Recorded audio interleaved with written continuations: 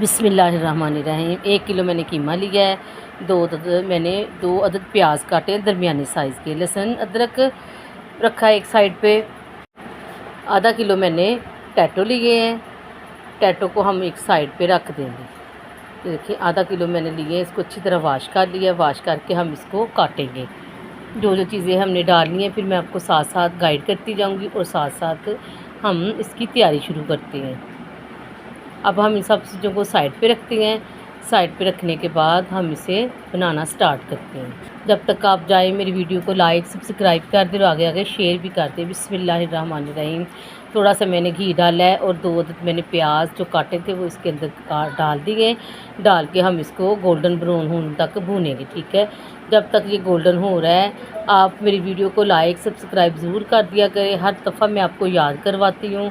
आप लोगों का कमेंट करने का बहुत बहुत शुक्रिया। जो मेरी वीडियो पे नए आने वाले हैं मेरे चैनल पे वो भी आगे आगे शेयर कर देगी। देखिए माशाल्लाह गोल्डन कलर हो गया है। अब हम इसमें लहसुन अदरक का जो पेस्ट हमने बनाया है वो इसमें ऐड कर देंगे। ऐड करके इसकी हम करेंगे बुनाई। ठीक है, ये देखिए हल्का सा इसको हम सोते करेंगे।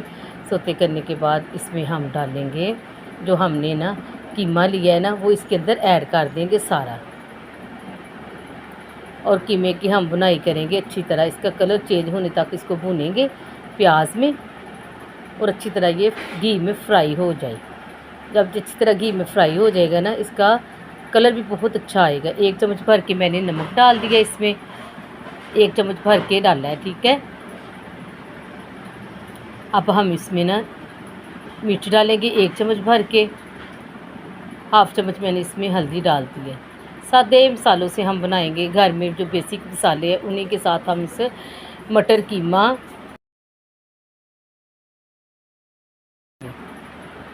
ये 2 मैंने टमाटर लिए, इसको बारीक बारीक मैंने काट के इसके अंदर ऐड कर दिया। इन सब चीज़ों को हम अच्छी तरह भून लेंगे। भूनने के बाद इसका हम ना बस कलर ही चेंज करेंगे।